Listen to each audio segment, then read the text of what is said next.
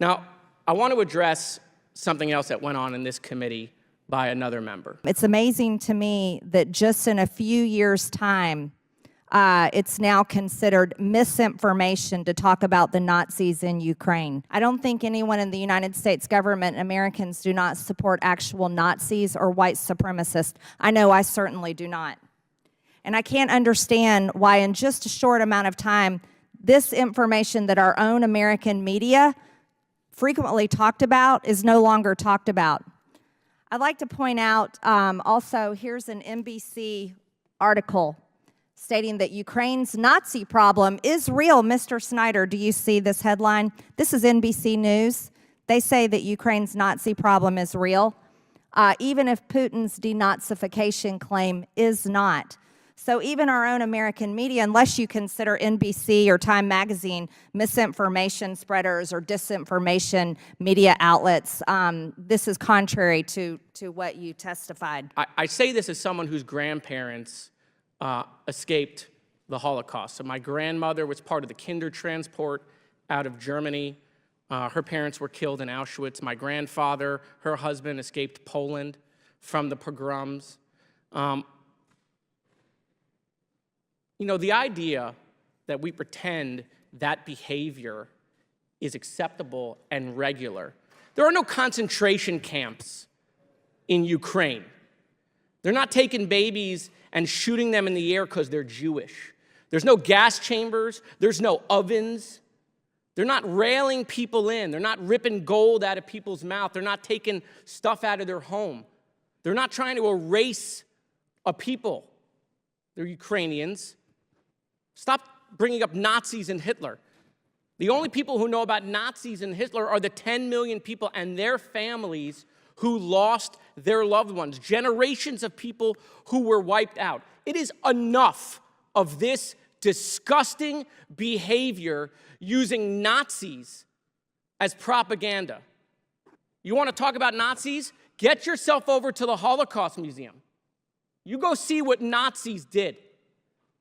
It's despicable that we use that and we allow it and we sit here like somehow it's regular. You know, let me start by saying that obviously Chairman Comer's not here, but I think in light of what we witnessed earlier, I think it's important that together as a committee that we begin Chairman Comer's therapy session, right?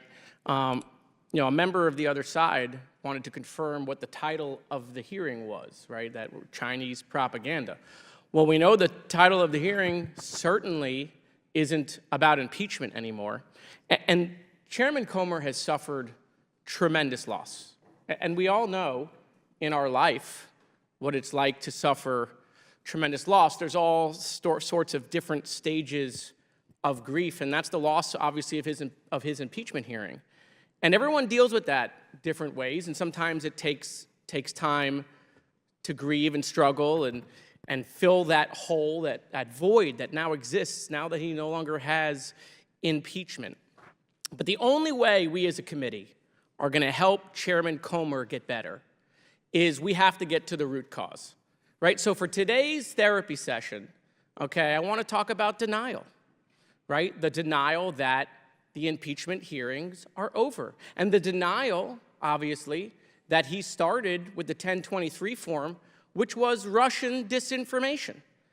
And so, you know, Chairman Comer, psychology teaches us that, you know, someone might be, like him, using denial as a defense mechanism. And signs include that you refuse to talk about the problem, you find ways to justify your behavior, you blame other people or outside forces for causing the problem, you persist in your behavior despite the consequences, you promise to address the problem maybe in the future, or you avoid thinking about the problem. And so in addition to these signs that Chairman Comer has been displaying, as we saw in the beginning, you know, he also might be feeling hopeless or helpless.